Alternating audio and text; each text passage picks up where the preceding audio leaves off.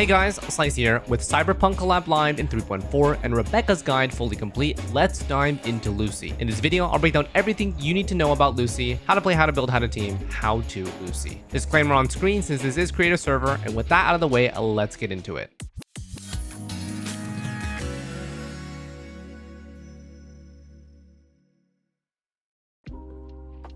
So, Lucy is designed to be the main DPS Cyberpunk carry with a focus on heavy attack damage. She's best paired with the free Rebecca that you all have, but she still is very strong without her. So if you're interested in Lucy, but not so much Rebecca, don't worry, you've got options. Let's break down combat and rotations. Here's an example rotation in action, acting as a main DPS right after Rebecca's setup. She leads with intro, then we're gonna tap E twice to activate signature weapon buffs, outdated model.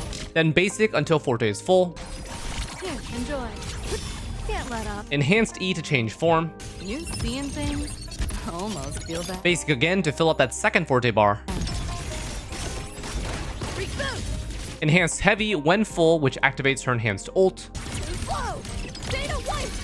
and then finish her rotation with her ult, deal big damage, and her rotation is complete. We'll break down her ult specifics in just a moment. In full speed, this is what that looks like.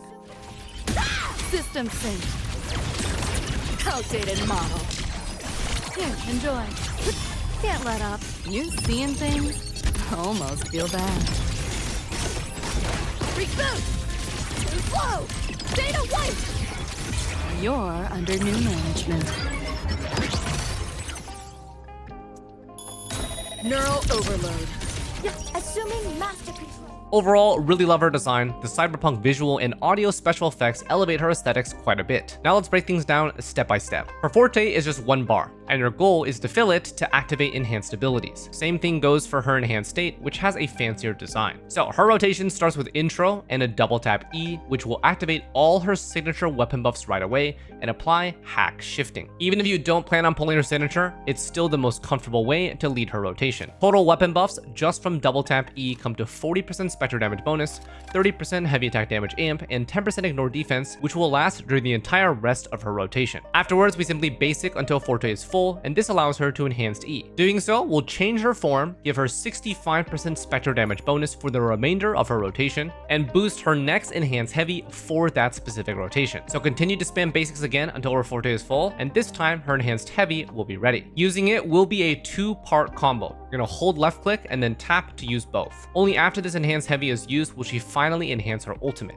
Her ult will drift her into cyberspace mode, and she'll have a special interface for 10 seconds. During this time, all relevant combat timers will be paused. She will have 7 selectable options, each that do slightly different things, that apply first before her ult actually detonates to deal massive damage. This is a simplified version of what they do, but for on screen for exact values. Major thing from this is that she has some nice debuffs. Enemies take 5% more damage, have minus 5% defense, have minus 5% attack, have a chance to do 0 damage on an attack, and common enemies have their break bar reduced, and some of the others deal extra damage. These choices all take various amounts of RAM, and at S0 she has 24 points, which is unfortunately not enough for every selection, but higher sequence nodes do give her capped RAM that allows her to use everything. The most valuable nodes to select at S0 are the debuff nodes, but rather than selecting each individual one, you can just hold left click and you'll select everything top down from that node. For trash mobs, start at the top and use 21 points. For bosses, scroll down 1, start at the first 4 RAM option, and hold. This will use all 24 points and apply all the good debuffs on it. Once finished, she nukes the enemy and her rotation is complete. You'll notice that her rotation basically sets up as many buffs as possible before she ults, and her enhanced heavy is needed to activate her enhanced ult, which is the reverse of Rebecca's gameplay, who wants to ult first. Alright, so that basically covers her entire kit. You're gonna swap in,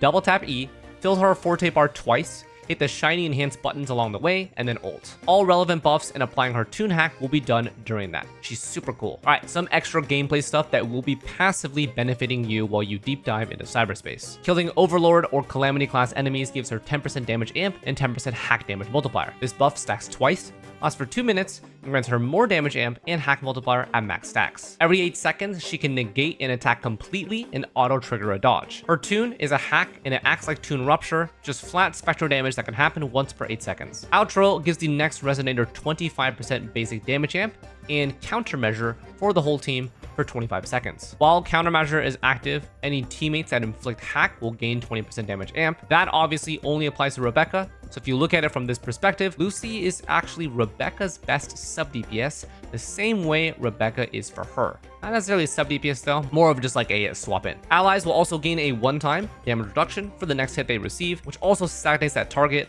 for 1 second. So overall, she has a lot of small survivability bonuses that add up to make your team and herself pretty tanky. Final notes for Forte priority. Ult will be her largest source of damage, then Forte, then basic, then skill and intro. Refer on screen for exact priorities.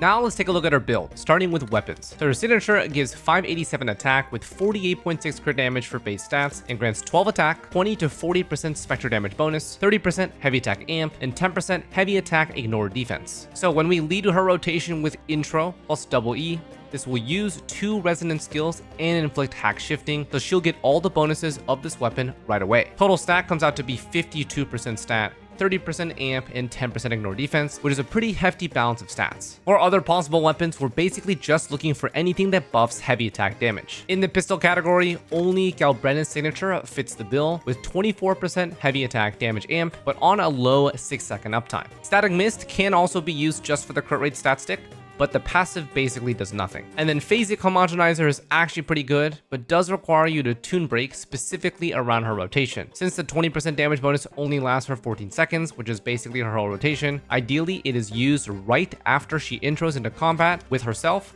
or just before when your sub DPS finishes their rotation. And then Battle Pass Solar Flame is going to be the best 4-star to use with crit rate and a good chunk of attack and heavy attack damage bonus. The passive stat ranges from 8.8% attack and heavy attack damage to 28.8% at R5, so if you have refinements, even better. So since the other options are quite a bit weaker than her signature, if you plan to pull Lucy, I do recommend you grab it if you can. Overall recommendations will be on screen. Now onto echoes. So the Cyberpunk collab brings a pretty easy echo system, only requiring a single forecast, the new Atom Smasher, to activate a one-piece set for full value. This is going to be deja vu for those who watched the Rebecca guide, since this breakdown will be exactly the same. So in total, you're going to get a 15% crit rate for using it on the main slot, and also 35% damage bonus on inflicting hack from the one-piece set bonus. Combine this with 2 two-piece sets of any attack or spectral combo, and you're good to go. Double attack or a double spectral or mix are all fine. Substats are going to be way more important. For the main stats, we go crit 4 cost, which is usually going to be crit rate. We're going to go spectral or attack for the 3 cost, and then attack 1 cost. All of her crit rate will usually come from her echo pieces and the weapon depending on your choice. If you do have a main 4 cost with crit rate, plus 5 substats about, and the extra 15% bonus on the Cyberpunk 4 cost, this will get you between 80 to 90% crit rate. If you run crit rate weapon, then crit damage forecast is fine. Just make sure you're above 80% for good measure. And if you run Shorekeeper with her, cap out at 87.5%. For overall substat priority, aim for crit rate till as close to 100% as possible, then crit damage, attack and heavy attack damage bonus, and then energy regen. If you can, I do recommend about 2 or 3 energy regen substats, reaching at least about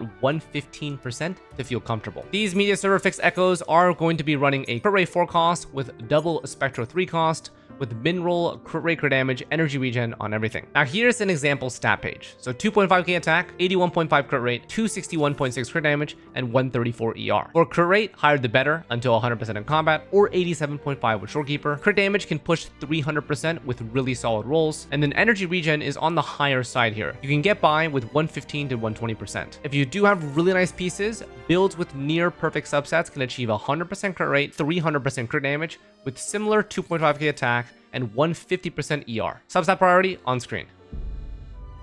Now for sequence nodes. S1. This one grants immunity to interruption on skills and heavies. She also gets 20% attack from her intro skill, and then her debuffs from her ult can be transferred to other enemies on kill. S2.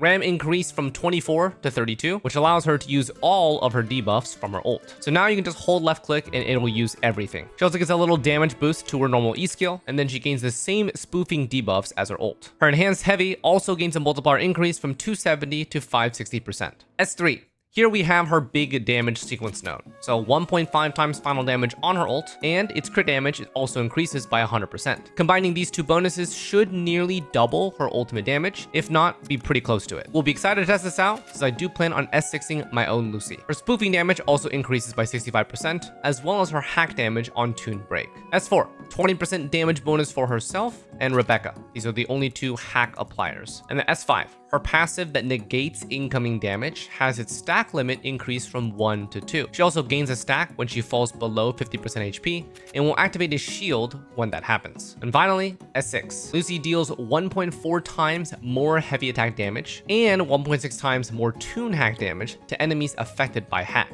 So the total gains to her ultimate from here should be roughly 2.5 to 3 times stronger than when she was at S0. And then the stagnation triggered by the hack response data crash now lasts for 1.5 seconds instead of 1 second. So from this, obviously her whole kit gets stronger, not just the ultimate, but the big number that people will pay attention to for every main DPS is usually the biggest number, which is the ult for Lucy. So overall, pretty standard sequence nodes. Thresholds will be, of course, S3 and S6. And if you're curious, I will be investing in S6 because I'm a fan of Lucy from Cyberpunk, and I think Kuro did an amazing job with her design and the collab in general.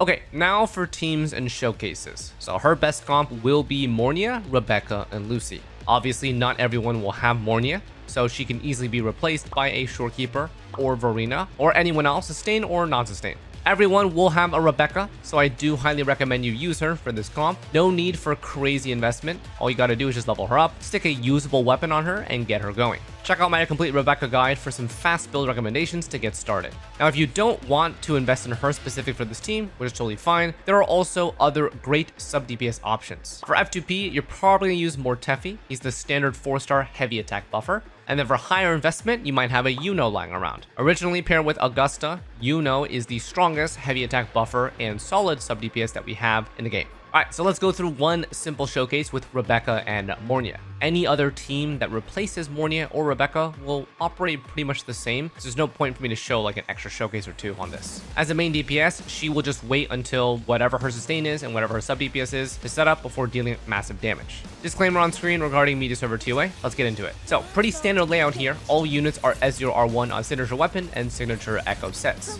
Mornia and Rebecca will lead with their rotations. Here's a quick breakdown of Rebecca to get you guys up to speed. She's gonna intro, then she's gonna ult,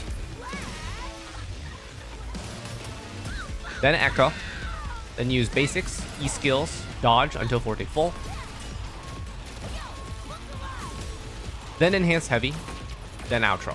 So now, while Lucy's rotation plays out, here are some things that I found while playtesting. So Lucy's ult first applies all her debuffs before doing her massive damage. So don't worry about her ult damage not getting the defense shred or not getting the damage bonus. This team's rotation is almost exactly 30 seconds, starting from the second cycle. The first cycle, Mornia takes a little bit longer to set up due to her forte design. It's about like 2 to 3 seconds. Now the total damage from this team is impressively balanced in my opinion, dealing about 50% boss HP in one rotation and clearing in about 1 minute and 8 seconds. This is nearly the same as all relevant meta comps that we have right now, which includes Amy, Hoyuki, Luke Hurston, and Sigrika. Now if you're a fan of the edgerunners lineup, I think Kuro did these designs crazy well, and it's honestly just absolute cinema.